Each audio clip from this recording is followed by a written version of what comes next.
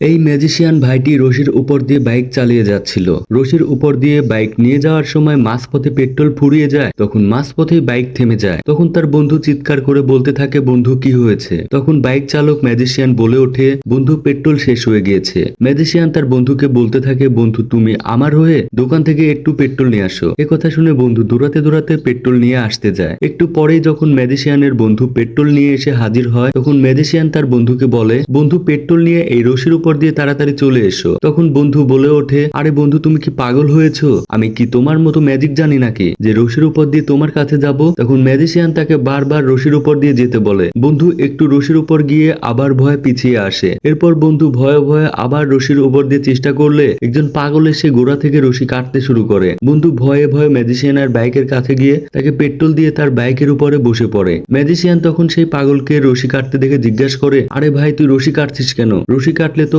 আমরা নদীতে পড়ে যাব। সেই সময় ম্যাজিশিয়ান খুব দ্রুত বাইক নিয়ে নদী পার হয়ে যায়। এটা দেখে পাগলটি খুব দ্রুত সেখান থেকে চলে যায়। প্রিয় বন্ধুরা, ভিডিওটি ভালো লাগলে অবশ্যই লাইক, কমেন্ট, শেয়ার এবং সাবস্ক্রাইব করুন।